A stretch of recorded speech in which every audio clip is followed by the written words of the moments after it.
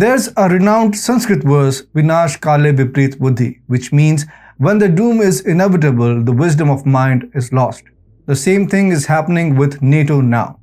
Hello and welcome to TFI Global, the foreign affairs and geopolitical analysis arm of the TFI Media Group. I'm your host Piyush. Let's begin. NATO is facing multiple challenges that are putting its future at risk. One of the main challenges is the lack of political will and commitment from some member countries to meet their defense spending obligations. Only a handful of member countries are currently meeting the NATO target of spending at least 2% of their GDP on defense. This has created a rift within the alliance, with some member countries feeling like they are carrying the burden of defense while others are not doing their fair share. Another challenge is the rise of nationalism and nationalistic leaders within some member countries. This has led to a shift in foreign policy priorities, with some member countries prioritizing bilateral relations with non-NATO countries over the collective defense of the alliance. There is also concern about the increasing influence of Russia and China in Europe and the potential for them to undermine NATO's security and influence. Given these challenges, there is a growing debate that NATO needs to change its structural policy in order to survive. This big challenge is supposed to be addressed in July when NATO allies gather in Vilnius, Lithuania for their big annual summit. But any possibility for a structural realignment within NATO looks bleak.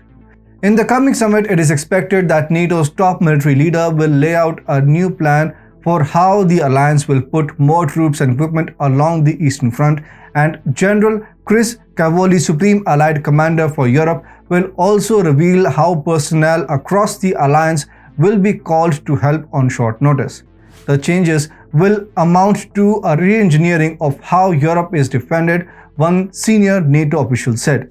The plans will be based on the geographic regions, with NATO asking countries to take responsibility for different security areas from space to ground and maritime forces.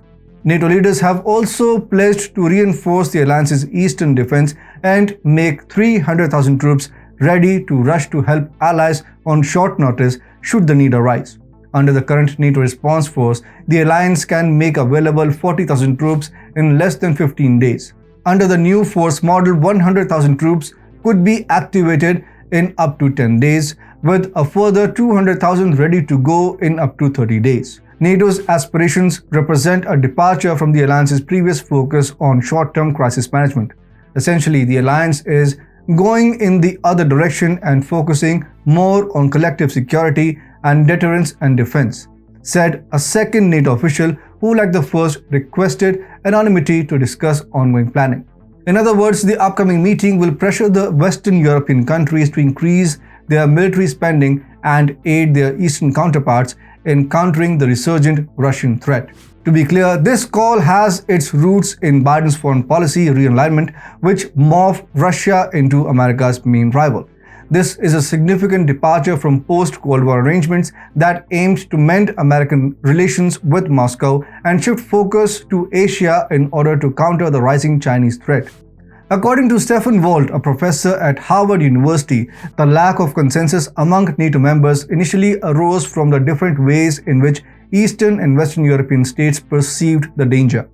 You see, the conflict in Ukraine and the ongoing security challenges in the region have created differences and tensions within NATO.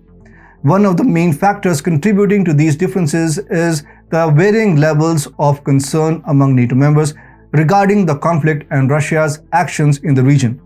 Some member countries, particularly those that border Russia, have a higher level of concern and are more supportive of providing military aid and assistance to Ukraine. However, other member countries, particularly those further away from the conflict, are more cautious and hesitant to get involved militarily. This has led to disagreements and debates within NATO over the appropriate response to the conflict. Another factor contributing to the differences within NATO is the divergent foreign policy priorities and interests among member countries. Some member countries prioritize maintaining good relations with Russia and see Ukraine as a secondary concern. Others see conflict in Ukraine as a direct threat to NATO's security and want to take a more aggressive stance against Russia. The recent so-called restructuring plan, which asked the Western Front to step up their war against Russia, is therefore certain to fail.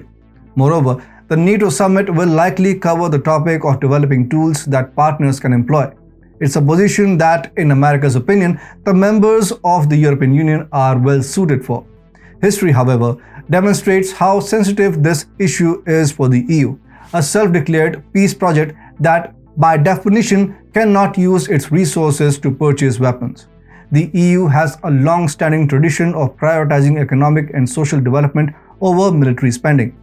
This is reflected in the EU's budget, which is primarily focused on funding programs that promote economic growth, social cohesion, and environmental sustainability.